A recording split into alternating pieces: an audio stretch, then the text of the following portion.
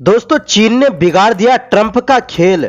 America छठी पीढ़ी के लड़ाकू विमान का ढोल पीटता रहा, लेकिन चीन चुपचाप J-36 स्टेल्थ फाइटर जेट को उड़ान के करीब ले जा चुका है।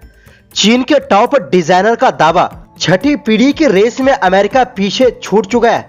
गलती कर पछताएगा यूएस। जानेंगे क्या है पूरा मामला। अगली खबर में आपको बताएंगे, यूरोप में युद्ध का खतरा, पुतिन का अगला शिकार यूरोपीय देश। नाटो चीफ ने दी चेतावनी, दादा परदादा के दौर झेलने के लिए तैयार रहे। जर्मनी, पोलैंड और बाल्टिक देश में अब सीधे जंग की तैयारी। और इसी के साथ आपको बताएंगे, ओमान की खाड़ी में ईरान ने पकड़ा 60 लाख लीटर डीजल से भरा विदेशी जहाज। भारतीय क्रू मेंबर है सवार। क्या अमेरिका के खिलाफ जवाबी कार्रवाई? तो बिना समय गवाए बात करते हैं खबरों की। दोस्तों, अमेरिका ने बहुत जोर शोर से छठी पीढ़ी के लड़ाकू विमान F-47 की घोषणा की थी, जबकि चीन भी छठी पीढ़ी के लड़ाकू विमान J-36 पर काम कर रहा है। ताजा रिपोर्ट से पता चलता है कि अमेरिका हल्ला ही मचा रहा है, जबकि चीन छठी पीढ़ी के लड़ाकू विमान के निर्माण में तेजी से आगे बढ़ रहा है। चीन जिस रफ्तार से नेक्स्ट जनरेशन लड़ाकू विमान बनाने की दिशा में आगे बढ़ रहा है, उसने अमेरिकी रक्षा प्रतिष्ठानों को हैरान कर दिया है। दोस्तों, next generation stealth fighter jet बनाना बेहद मुश्किल काम होता है। इसमें सिर्फ पैसा नहीं, बल्कि लंबा अनुभव सबसे जरूरी होता है। इसी वजह से अगर किसी ऐसी कंपनी को ये जिम्मेदारी दे दी जाए जिसने पहले कभी स्टील्थ फाइटर जेट बनाया ही ना हो, तो ये अमेरिका के लिए बड़ी रणनीतिक गलती साबित हो सकती है। ये बात चीन के सबसे एडवांस स्टील्थ फाइटर प्रोग्राम के लीड डिजाइनर यांग शुइफेंग ने खुले तौर पर कही। दरअसल यांग चेगंदू एयरक्राफ्ट डिजाइन इंस्टीट्यूट में सीनियर इंजीनियर और डायरेक्टर है। उन्होंने 28 नवंबर को एक रिसर्च पेपर में बताया कि छठी पीढ़ी के फाइटर जेट की रेस में चीन अमेरिका से आगे निकल चुका है। अपने रिसर्च पेपर में यांग ने बताया कि चीन किस तरह J-36 छठी पीढ़ी के फाइटर जेट को तेजी से आगे बढ़ा रहा है। चीन और अमेरिका इस वक्त दुनिया के दो बड़े देश हैं जो छठी पीढ़ी के फाइटर जेट पर काम कर रहे हैं। अमेरिका में मार्च महीने में राष्ट्रपति डोनाल्ड ट्रंप ने NGAD यानी next generation air dominance project का कॉन्ट्रैक्ट बोइंग को दिया, जिसे F-47 कहा जा रहा है। जबकि अमेरिका का मौजूदा stealth fighter jet F-35 Lockheed Martin बनाती है। समस्या यह है कि बोइंग के पास स्टील्थ फाइटर बनाने का कोई अनुभव नहीं है। इसके उलट चीन ने छठी पीढ़ी का काम उन्हीं कंपनियों को सौंपा है जिनके पास पहले से स्टील्थ जेट बनाने का मजबूत अनुभव है। चेंगदू एयरक्राफ्ट कॉरपोरेशन वही कंपनी है जिसने J-20 जैसे एडवांस स्टील्थ फाइटर बनाए और अब वही J-36 पर काम कर रही है। 2024 के अंत तक J-36 के फ्लाइट ट्रायल भी सामने आ चुके थे और अब इसके डिजाइन में तेजी से सुधार किए जा रहे हैं। इसके अलावा चीन की शेनयांग एयरक्राफ्ट कंपनी एक हल्के छठी पीढ़ी के स्टील्थ फाइटर J-50 पर भी काम कर रही है। दूसरी तरफ अमेरिका का NGAD प्रोग्राम 2014 में शुरू हुआ था, लेकिन अब तक वो डिजाइन बहस, बजट समस्या और मैनेजमेंट की गड़बड़ियों में फंसा हुआ है। रक्षा विशेषज्ञों के मुताबिक बोइंग का कम अनुभव होना इस प्रोजेक्ट की सबसे बड़ी कमजोरी है। चीन का तरीका अलग है। अगर लागत बढ़ती है तो वो डिजाइन को आसान बना देता है ताकि समय बर्बाद ना हो।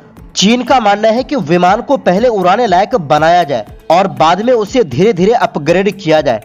वहीं अमेरिका परफेक्ट डिजाइन के चक्कर में सालों गवा रहा है। वहीं दूसरी ओर दोस्तों, नाटो के महासचिव मार्क रूटे ने चेतावनी दी है कि यूरोप को बड़े युद्ध के लिए तैयार रहना चाहिए, क्योंकि रूस अगला हमला यूरोपीय देशों पर कर सकता है। जर्मनी के चांसलर फ्रेडरिक मर्ज के साथ बर्लिन में प्रेस कॉन्फ्रेंस के दौरान रूटे ने कहा कि रूस से खतरा दरवाजे पर खड़ा है। रूटे ने कहा, युद्ध हमारे आसपास है। रूस ने युद्ध को फिर से यूरोप में लौटा दिया है। हमें वैसा ही बड़ा युद्ध झेलने के लिए तैयार रहना होगा जैसा हमारे दादा परदादा ने देखा था। उन्होंने चेताया कि यूक्रेन के बाद रूस की नजर नाटो के पूर्वी देशों, खासकर एस्टोनिया जैसे देशों पर हो सकती है। इसी वजह से यूरोप में सुरक्षा को लेकर चिंता बढ़ गई।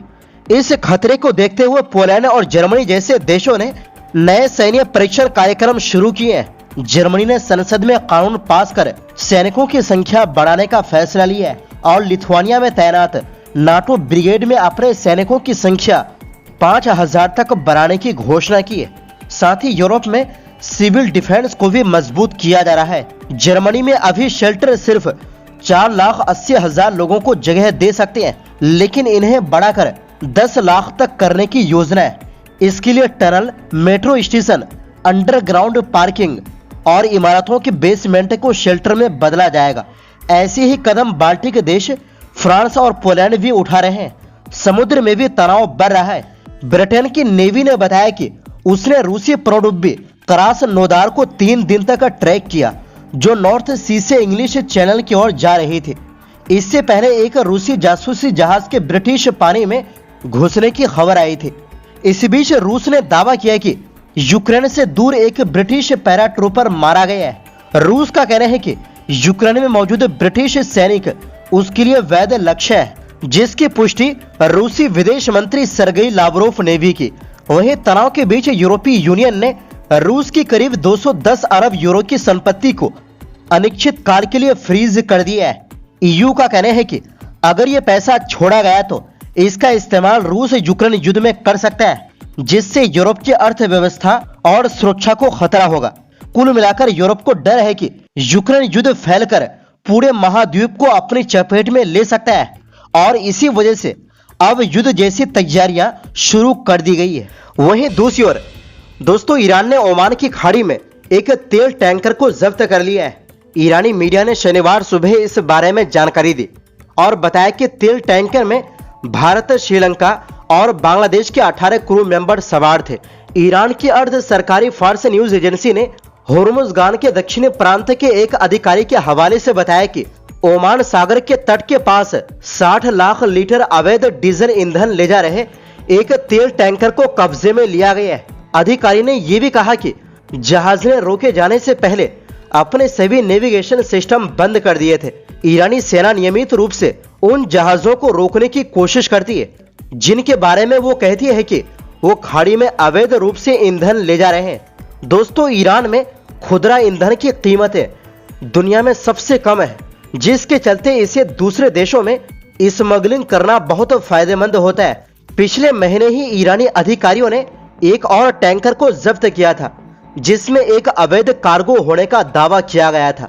ईरानी अधिकारियों ने इस बात से इनकार किया था कि ये कदम किसी देश के खिलाफ बदले की कार्रवाई थी। ईरान का इस क्षेत्र में कमर्शियल जहाजों को निशाना बनाने का इतिहास रहा है। नवंबर में उसने होर्मुज जलमध्य में मार्शल आइलैंड्स के झंडे वाले टैंकर तरारा को जब्त किया था। तेहरान ने आरोप लगाया था कि यह सिंगापुर जाते समय पेट्रोकेमिकल उत्पादों के अवैध खेप ले जा रहा था। ये ऑपरेशन एक अदालत के आदेश के बाद हुआ था। दोस्तों, ईरान ने यह ताजा कार्रवाई अमेरिका द्वारा वेनेजुएला के तट से एक तेल टैंकर जब्त करने के 2 दिन बाद हुई। वाशिंगटन ने कहा कि जहाज हिजबुल्लाह और ईरान के इस्लामिक रिवॉल्यूशनरी गार्ड कोड का समर्थन करने वाले प्रतिबंधित तेल नेटवर्क का हिस्सा था। अमेरिकी वित्त विभाग ने ईरान के IRGC और हिजबुल्लाह से कथित संबंधों के लिए वेनेजुएला पर प्रतिबंध लगाए थे। अमेरिकी कोस्ट गार्ड ने एक हेलीकॉप्टर से जहाज पर चढ़कर इस पर कब्जा किया था। तो दोस्तों, फिलहाल के लिए इस रिपोर्ट में बस इतना ही। फिर मिलते हैं एक नई रिपोर्ट्स के साथ।